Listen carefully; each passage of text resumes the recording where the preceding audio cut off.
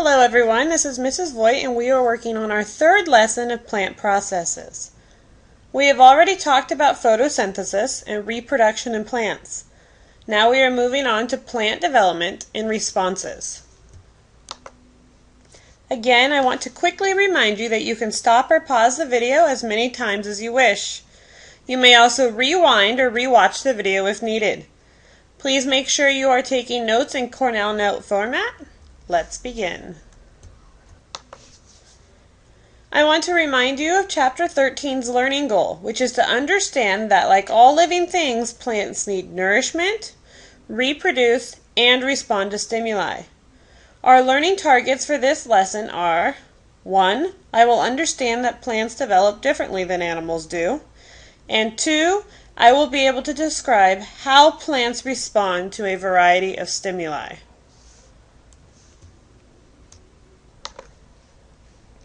Before we dig into this lesson, it is important to understand the difference between development and growth.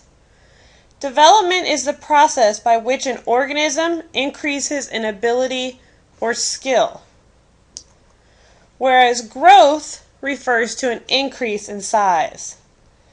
If we can remember back to our cell unit, during development, cells become differentiated to perform a specific function.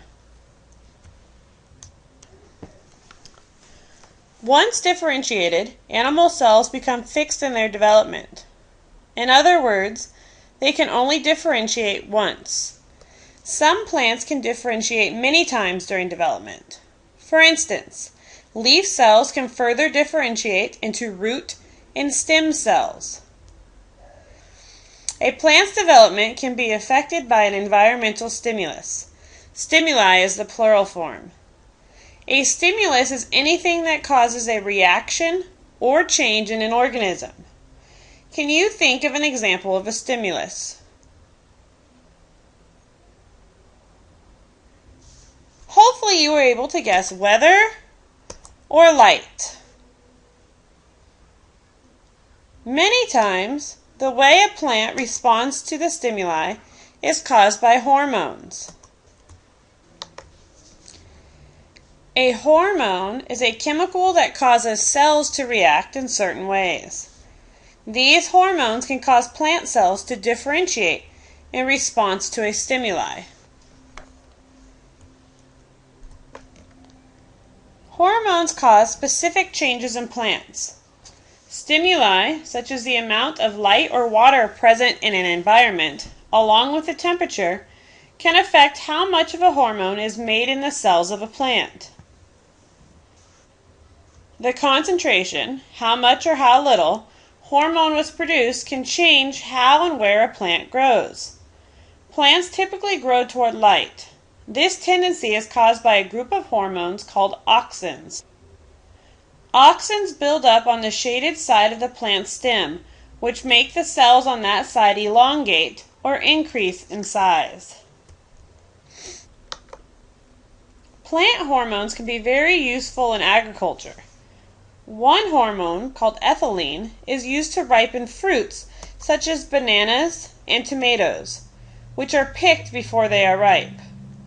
Another hormone, gibberellins, can make some fruits larger than normal, like the grapes seen here.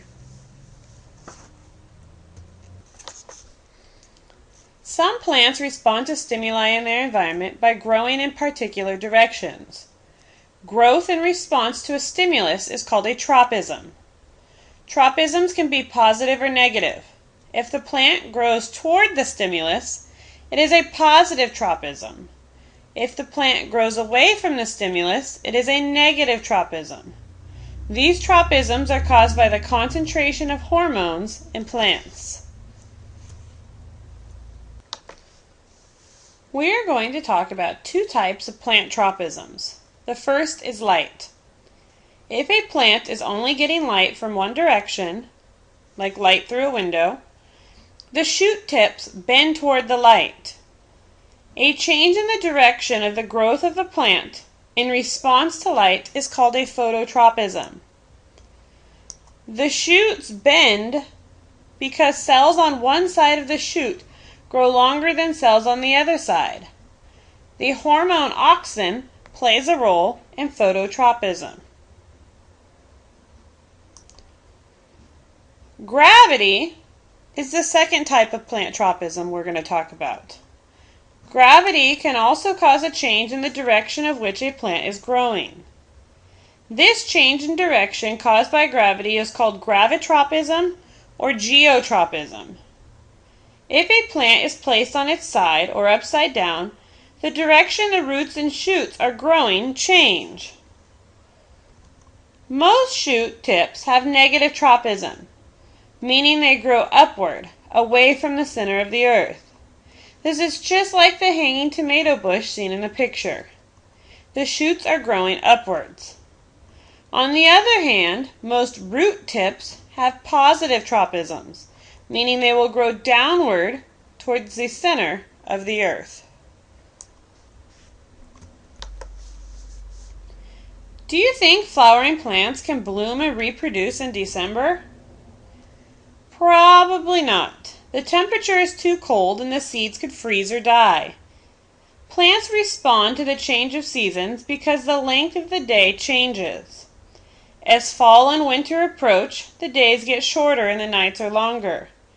The opposite happens in spring and summer. There are three types of seasonal responses we will talk about. The first is length of day. The length of day is a stimulus that can cause plants to begin reproducing. Plants that flower in the fall and winter are short day plants, like the poinsettias and chrysanthemums. Plants that flower in the spring and summer are called long day plants, like spinach, lettuce, and clover.